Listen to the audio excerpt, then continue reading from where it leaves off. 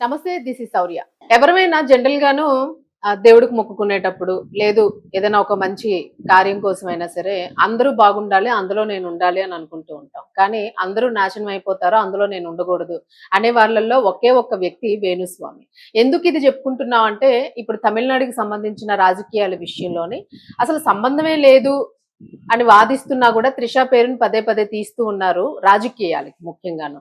త్రిష పేరుని తీస్తూ ఉన్నారు. సో వీళ్ళల్లోన ఇప్పుడు వేణుస్వామి చెప్తున్నది ఏంటంటే, త్రిష వలనే అసలు విజయ్ లైఫ్ మొత్తం మారిపోయింది. పెళ్లి గాని, సినీ రంగంలో గాని అన్నింటిలో కూడా అంటే సినిమాలు ఆపేశారు. అలాగే పెళ్లి కూడా ఆయన సంసార జీవితం కూడా నాశనం అయిపోవడానికి, అలాగే ఇప్పుడు రాజకీయాల్లో వచ్చినా కూడా ముఖ్యమంత్రిగా ఇంకా పదవి చేపట్టకుండా ఉండడానికి, ఒకవేళ వచ్చినా కూడా అది ఉండకుండా ఉండడానికి అన్నింటికీ త్రిషాయే కారణం అని అంటూ ఉన్నాడు. మరి అన్ని నెగిటివే చెప్పి ఈయన్ని ఎందుకు ఎలా యాక్సెప్ట్ చేస్తున్నారు ప్రజలు అనేది ఇప్పుడు క్వశ్చన్.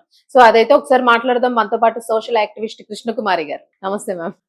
మ్యామ్ వేణుస్వామి అసలు ఏం మళ్ళీ అంటే ఎలా వస్తాడంటే ఆయన కరెక్ట్ గా కాంట్రవర్సీతో వచ్చి మెయిన్ ఫిమేల్ ఓరియంటెడ్ కేసెస్ ని ఆయన మెయిన్ వాటిని టార్గెట్ గా తీసుకుంటూ ఉంటాడు. ఇన్ని రోజులు అసలు రాలేదంట ఇంకా ఇంకా అని అనుకుంటూనే ఉన్నారు అందరూను. పిడుగుపడినట్టు పడ్డాడు ఇప్పుడు. మీరేమంటారు అసలు ఆయన గురించి? ఇప్పుడు ఈ సమాజం నుంచి ఈ వేణు అనబడే ఒక వ్యక్తికి వచ్చిన ఏమంటారు గుర్తింపు ఉంది చూసారా? అమాయక జనాలు, ఆతృతతో ఉన్న జనాలు, అలాగే మాకు మంచి జరగాలి జరగాలి అనే ఒక ఉబలాట పడే ఒక జనాలు అతన్ని ఒక పెద్దవాడిని చేసినాయి. అంటే దీని అర్థం ఏంటంటే, చాలా మంది వ్యక్తుల దురాశ అతనికి వరమైంది. అసలు వీళ్ళకి దురాశ ఉండబట్టే కదా అక్కడ దాకా వెళ్తారు. అసలు ఎవరి జాతకం ఎవరికి తెలియదండి? మీ జాతకం మీకు తెలీదా? ఎందుకు తెలియదు? నా జాతకం నాకు బాగా తెలుసు. తప్పు చేస్తే శిక్ష పడుతుందని నాకు తెలుసు. కష్టపడితే డబ్బులు వస్తాయని తెలుసు. అనుకోకుండా కూడా ఒక్కొక్కసారి కష్టాలు వస్తాయని తెలుసు. అప్పుడు నిబ్బరంగా ఉండి నిభాయించుకుని ఆ సమస్యలకు వ్యతిరేకంగా పోరాడితే సమస్య పక్కన పరిష్కారం కూడా ఉంటుందని కూడా తెలుసు. సరే, ఇవన్నీ తెలియని వాళ్ళకో, దురాశ ఉన్న వాళ్ళకో, లేకపోతే పాపాలు చేసి ఎలా నిష్కృతి పొందాలి అనుకునే వాళ్ళే జ్యోతిష్యుల చుట్టూ తిరుగుతూ ఉంటారు. సరే, ఈయన దగ్గరికి వాళ్ళందరూ వచ్చారు, ఈయన ఆఫీస్కి వాళ్ళు వచ్చారు. వస్తే ఈయన జ్యోతిష్యం చెప్పాడు. అది ఫలించిందా లేదా వేరే విషయం. అది ఒక ప్యూర్ వ్యాపారం. అవును, ఇది వ్యాపారం అంతే, ఇంకా రెండో మాటలేదు. ఈ వ్యాపారం నువ్వు చేసుకో.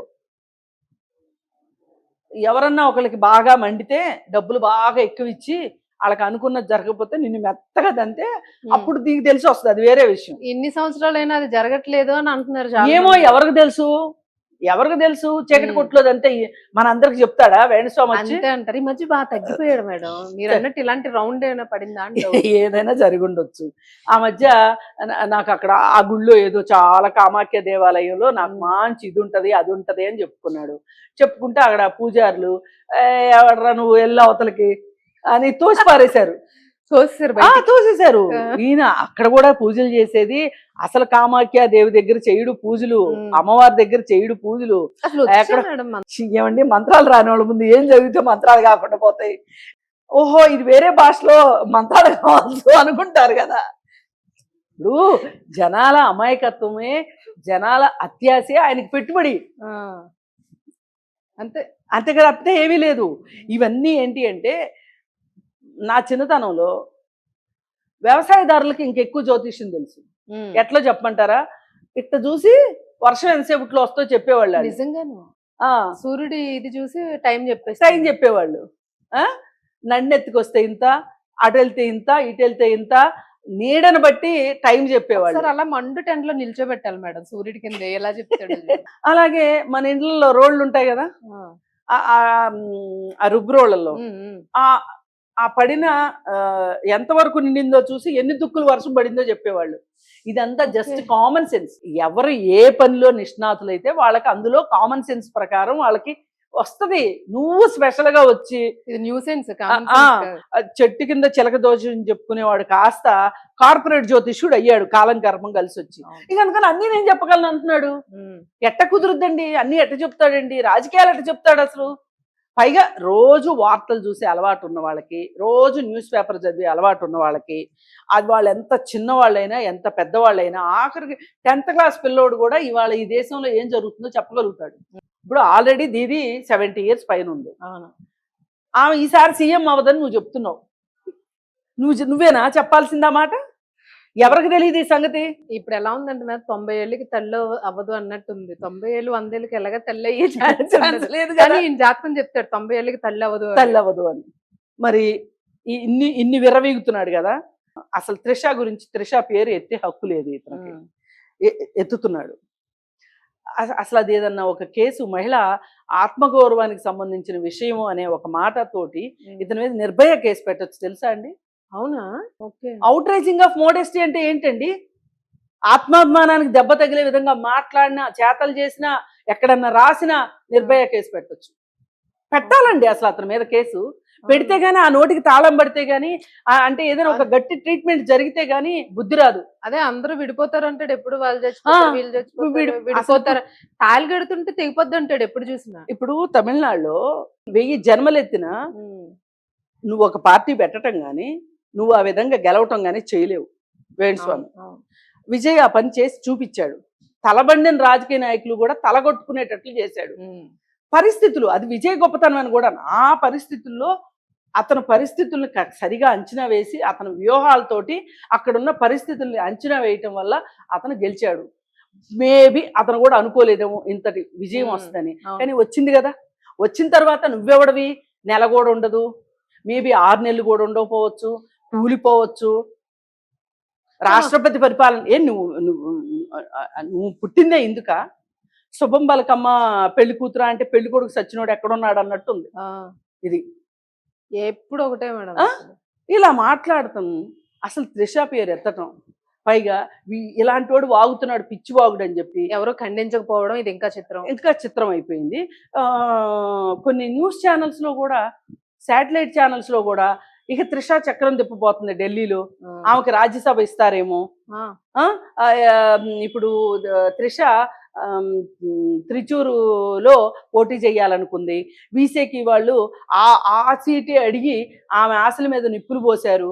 మొత్తానికి ఆవిడ్ని మటుకు లైన్ క్లియర్ చేశారు. ఇక ఆమె ఢిల్లీనే వెళ్తుంది. వెళ్ళి త్రిష బీజేపీలో చేరుద్ది. త్రిష అమిత్ షా, త్రిష అమిత్ షా ఈ ప్రాసలతోటి. అవును, షాక్ అని ఒకరు పెట్టారు. ఇవన్నీ దరిద్రం అండి. అసలు మీకు అవకాశం వచ్చింది కదా, మీరు మాట్లాడగలిగే ప్లేస్ లో ఉన్నారు కదా, మీ మాటలు నలుగురు వింటున్నారు కదా అని ఈ విధంగా బాధ్యతారహితంగా మాట్లాడితే మీకు పుట్టగతులు ఉంటాయా? అసలు ఇదేమి జర్నలిజం? అసలు ఇట్లా మాట్లాడటం, వీళ్ళని జర్నలిస్టులను చూసి జ్యోతిష్యులు, జ్యోతిష్యులను చూసి జర్నలిస్టులు, మీరు వేసే చెత్త అంతా. ఆయన ఎందుకు ఇప్పుడు మాట్లాడాడు మేడం? మామూలుగా ఇప్పుడు అందరూ మాట్లాడుతున్నారండి. వేణుస్వామి మాట్లాడుతున్నాడు, సరే. అసలు ఇప్పుడు కాస్త రాజకీయాలు తెలిసిన వాళ్ళు, న్యూస్ అంటే 4th ఎస్టేట్ అని చెప్పుకునే వాళ్ళు కూడా మాట్లాడడం ఏమన్నా బాగుందా? మర్యాదేనా ఇది? అసలు మీకు ఎవరిచ్చారు? త్రిష గాని విజయ్ గాని ఎప్పుడైనా ఎక్కడైనా వాళ్ళు ఏమన్నా చెప్పారా? అవును, లేదులేండి. వాళ్ళు అనందే మనం ఎలా అంటామండి? ఇప్పుడు వాళ్ళ ఆవిడేమంది? ఆయన చాలా మంది అమ్మాయిలతోటి అతను మాట్లాడుతుంటాడు, మాకు ఎప్పటి నుంచో గొడవలు ఉన్నాయి అని చెప్పింది. ఓకే, ఆమె కూడా త్రిష పేరేమి చెప్పలేదు. అవును, చెప్పలేదు. ఇప్పుడు కందకలేని దురద కత్తిపేటకి ఎందుకండి? ఇప్పుడు ఆమె బయటకు వచ్చి చెప్తే పోనీ ఆమె చెప్పింది కాబట్టి మనం మాట్లాడొచ్చు. అసలు ఇట్లాంటి విషయాలు పదే పదే పదే పదే జగన్మోహన్ రెడ్డి మాట్లాడి పవన్ కళ్యాణ్ గురించి ఏమన్నా సాధించాడా? టైం వేస్ట్ చేసుకున్నాడు తప్పితే. ఇప్పుడు మనం ఒక వ్యక్తి మీద ఒక విమర్శ చేయాలనుకుంటున్నప్పుడు ఆ విమర్శ ఎంత పకడ్బందీగా ఉండాలి, నీకు ఎంత ప్రయోజనం వచ్చేటట్లుంటే నీ టైం అంత వేస్ట్ చేసుకోవాలి. ఇప్పుడు ఒట్టిగా వాగినట్టే కదా. ఇప్పుడు మనం వాగిన దానికి కాకి అరిసిన దానికి ఏమి తేడా ఉంది? అంతే, అది కాకి కాబట్టి అరిసింది, నువ్వు జగన్మోహన్ రెడ్డి కాబట్టి మాట్లాడావు అన్నట్టుంది తప్పితే వేరే ఏమన్నా ఉందా? లేదు. అలాగే వేణుస్వామి మాట్లాడినా, అలాగే ఛానల్స్ వాళ్ళు మాట్లాడినా, ఇవన్నీ మీ స్థాయిని తగ్గించుకుంటానికి పనికొస్తున్నాయి తప్పితే మీ స్థాయిని పెంచుకునేటట్లుగా లేవు. ఇకపోతే యాతావాత వేణుస్వామి అవును. ఆయన ఫెయిల్యూర్ల గురించి ఏ రోజు చెప్పడం. సక్సెస్ ఏమండి? గురించి కూడా చెప్పడు కదా ఆ? మేడం. అసలు జగన్ గెలుస్తాడు అన్నాడు, గెలలేదు. అదే నేను అంటున్నా, ఆ. ఇవన్నీ ఫెయిల్యూర్స్ కదా మరి. అవును. దాని సంగతి ఏంటి? ఉమ్. ఇక్కడ కేసీఆర్ గెలుస్తాడు అన్నాడు, మరి కేసీఆర్ సంగతి ఏంటి? తెలియలేనప్పుడు ఆహా, గమ్మున ఉండొచ్చు కదా, ఎందుకు ఊరికే పరువు తీసుకుంటాడు? ఇవన్నీ అయిపోయినాయి, ఈ రెండు అయిపోయినాయా? అసలు అశూరెడ్డి సంగతి ఏంటి? అదే అశూరెడ్డి సంగతి ఏంటి? అశూరెడ్డి క్లియర్ గా చెప్పింది వేణు, అదే అందులో ఆడియోలో విన్నాం కదా, వేణుస్వామిని ఆవిడెవరో మా ఇద్దరి మధ్యను మనం సెటిల్మెంట్ చేసుకున్నాం. కాదండి, ఆమెకి వామాచారంతో పూజలు చేసిన ఫోటోలు కూడా బయటకు వస్తే అవునవును. ఆ మరి నువ్వు చూసిన పూజలన్నీ ఏమైనాయి? ఇప్పుడు రేపు మాపో ఆమె జైల్లో పెడతారంటగా. నిన్న కోర్టు కూడా చెప్పింది, అమ్మా నీ మీద కేసు కొట్టేయడం అనేది, ఎఫ్ఐఆర్ ని కొట్టేయడం అనేది కుదరదు, నువ్వు విచారణని ఎదుర్కోవాల్సిందే, ఆధారాలు ఉన్నాయమ్మా తల్లి అని చెప్పి పంపించారు. బాగా చెప్పి పంపించారు. ఆమెని వాళ్ళ అమ్మని ఇద్దరిని ప్రాసిక్యూట్ చేయమని చెప్పి మేడం ఇప్పుడు ఈ కేసులో వేణుస్వామిని ఏమైనా లాగుతారంటారు? ఎందుకంటే ఆవిడ అమ్మాయి ఆడియోలో మాట్లాడింది కదా, ఈయన పిలుస్తారంటారా విచారణకి? ఏమో, సాక్షిగా పిలిస్తే పిలవచ్చు, అది వేరే విషయం. నీకేం సంబంధం? కానీ నేను అనేది ఏంటంటే, నువ్వు ఇంత గొప్ప జ్యోతిష్యుడు కదా, నీకు ఇన్ని మంచి ప్రెడిక్షన్స్ ఉన్నాయి కదా, అశూరెడ్డి జీవితంలో ఇలా జరగబోతుందని నువ్వు ఎందుకు చెప్పలేకపోయావు? అవును. ఏ ఒక్కళ్ళ జీవితంలోనైనా నేను ఇలా చెప్తే ఇలా జరిగింది అని ఎవరి గురించైనా నువ్వు చెప్పావా? ఎవరైనా కాస్త లోలో ఉన్నప్పుడు, కాస్త స్ట్రెస్లో ఉన్నప్పుడు, ఏదన్నా ఒక డిప్రెషన్లో ఉన్నప్పుడు నీ దగ్గరికి వచ్చి పూజ చేయించుకున్నంత మాత్రాన నీ పూజల వల్లే వాళ్ళకి తర్వాత వాళ్ళు బాగుంటే నా పూజలే మహిమ అని అనటము అనేది అంతకంటే దివాళా కోరుతనం ఇంకొకటి లేదు. అసలు అదే రష్మిక పూజ చేసాడు, అదే రష్మిక విడిపోద్దని చెప్తున్నాడు. మరి దేనికి పూజ చేసినట్టు? బాగానే డబ్బులు అసలు ఎంత తీసుకుంటాడో తెలియదు కానీ ఏంటండి, జస్ట్ అపాయింట్మెంట్కి 10,000, జస్ట్ ఏదైనా ఒక చిన్న పూజ చేస్తే 10,000, 50,000. ఇక సెలబ్రిటీల దగ్గర అయితే 5 లక్షలు 10 లక్షలు గుంజుతాడు. నా దృష్టిలో ఎలా నమ్ముతున్నారు? అసలు నా దృష్టిలో దొరికిన వాడు దొంగ, దొరకని వాడు దొరే కదా. అప్పుడు వాడు ఎవడండి, ఒకడు అఘోరి అని వచ్చాడు. మనం చాలా సీరియస్ గా అఘోరి లేదు ఏమీ లేదు, ట్రాన్స్జెండరు ఎలియాస్ ప్రియానో ఏదో శ్రీనివాస్ అని చెప్పాము, అవతారం ఎత్తాడని చెప్పాం కదా. అతనికి ఇతనికి ఏంటి తేడా చెప్పండి? అవును, వాడు దొరికాడు, ఈయన దొరకలే, అంతే తేడా నా దృష్టిలో. వీళ్ళందరూ ఏంటంటే ప్రజల బలహీనతల్ని ఆసరాగా తీసుకుని డబ్బు సంపాదించడం తప్పితే వీళ్ళకి వేరే ఏమీ పుణ్యానికి పోషిస్తున్నట్టే ప్రజల అమాయకత్వం మీద పడి బతుకుతున్నారు జలగల్లాగా. అందుకని ఏది ఏమైనా సరే అసలు వేణుస్వామి అనే ఒక వ్యక్తి నోరు మూయించాలని చెప్పి పోయినసారి కూడా కేసు పెట్టారు. ఎవరు? నాగ చైతన్య పెళ్లి విషయంలో మాట్లాడినప్పుడు. అయితే అప్పుడు వెళ్ళి చెంపలు ఆ చెంప ఈ చెంప వాయించుకుని, ఆయన చెంపలు ఆయనే వాయించుకుని సారీ చెప్పి వచ్చాడు. అసలు ముందు మహిళా కమిషన్ నోటీస్ ఇస్తే ఆ మహిళా కమిషన్కి నన్ను పిలిచే శక్తి ఉందా అని కోతలు కోసాడు. కోతలు కోస్తే కాదు బాబు వెళ్ళాల్సిందే అన్నారు. వెళ్ళాడు చచ్చినట్టు, వెళ్ళి సారీ చెప్పి వచ్చాడు. నేను ఎప్పుడు ఇట్లాంటివి మాట్లాడను అన్నాడు. మళ్ళీ మొదలు పెట్టాడు. అవును, మళ్ళీ మొదలు పెట్టాడు. ఇది నాకు చూస్తే ఏం గుర్తొస్తుందంటే, దాలిగుంట్లో కుక్కలాగా అది రాత్రి అయ్యేసరికి పడుకుంటది, పొద్దున్నే లేచి దులుపుకుని నేను ఇంకొకసారి వెళ్ళనంటది. మళ్ళీ ఈవినింగ్ అయ్యేసరికి దాలిగుంట్లో పడుకుంటది, మళ్ళీ పొద్దున్నే లేచి దులుపుకుంటది. వేణుస్వామి పరిస్థితి అలా ఉంది తప్పితే వేరేగా ఏమీ లేదు. అసలు అన్నిటికన్నా నాకు బాధాకరం వేస్తుంది ఏంటంటే, వ్యక్తిగత జీవితంలోకి వచ్చేసి మాట్లాడుతున్నాడు. పైగా వాళ్ళు పూజలు చేయించుకున్నారు అనుకోండి, అసలు ఆ ఫోటోలు ఎలా బయటకు వస్తున్నాయండి? నాకు అర్థం కావట్లేదు. నిజమే మేడం, నేను అదే, నాకు కూడా చాలా సార్లు డౌట్. అంటే అసలు వ్యక్తిగత గోప్యత అనేది ఉండదా? అసలు ఫొటోస్ విడుదల చేయడం ఏంటి? ఎలా వస్తాయి? ఆయన పెడితేనే కదా వస్తాయి, వాళ్ళకి వీళ్ళకి పంపితేనే. ఎలా వస్తుంది మరి? అంటే అడ్వర్టైజ్మెంట్ ఇదంతా. నేను వీళ్ళందరికీ నేను ఎంత పెద్ద పెద్ద సెలబ్రిటీలు చేస్తున్నాను అని అంటే బిజినెస్ వస్తుంది, బిజినెస్ అవుతుంది. మరి వీళ్ళు ఎలా ఒప్పుకుంటున్నారు? అసలు విడుదల అతని దగ్గర మహిమలు ఉన్నాయనే కదా, అతను కోపం వచ్చేటట్టు మాట్లాడుతూ ఏం చెప్పిస్తాడు అని కదా. మేడం సేమ్ ఇదే మీరంటే గుర్తొచ్చింది.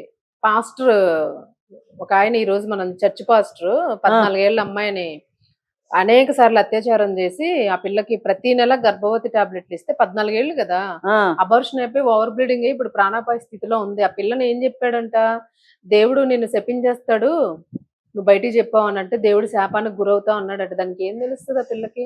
సినిమాల్లో చూడండి తల వెయ్యి వక్కలైపోద్ది అంటారు కదా, ఉమ్. అలా చెప్తే ఇప్పుడు నిజంగా ఎందుకో ఇలాంటి వీళ్ళ భయపడేదా. ఆ నాసిక్ లో టేబుల్ జ్యోతిష్యుడు కూడా ఇయే కదా, ఉమ్. ఇలా అవునవును. చెప్పే కదా. ఇప్పుడు ఏదో సమస్యతోటో అసలు జనాలు చాలా జాగ్రత్తగా బాధతోటో ఉండాలి. వెళ్తారండి, అవును. మనశ్శాంతి కోసం వెళ్తారు. వెళ్తే కనీసం వీళ్ళు మాట్లాడలేని దేవుడి దగ్గరికి వెళ్తే అన్నా ఏదైనా కొంత కనీసం మంత్రమైనా మనకి వైబ్రేషన్ ఇస్తది. కాదు, రాయి బయటకు వచ్చి వీళ్ళని ఏమీ చేయకుండా ఆ, ఉంటది. అంతే. కానీ ఈ మనుషుల దగ్గరికి వెళ్ళారనుకోండి, వీళ్ళు ఎప్పుడైనా కాటేస్తారు. అవును. ఈ పాస్టర్లు అవనివ్వండి, మొల్లాలు అవనివ్వండి, అవును. అలాగే ఈ బాబాలు అవనివ్వండి, జ్యోతిష్కులు అవనివ్వండి, ఉమ్. ఈ మొత్తం గ్యాంగ్ అంతా జనాల మీద పడి బతికేవాళ్ళు. అవును. కష్టపడకుండా, చెమట చెందకుండా, ఉమ్. ఏసీ రూముల్లో కూర్చొని 4 మాటలు చెప్పి బతికేస్తున్నారు వీళ్ళు జనాల మీద పడి.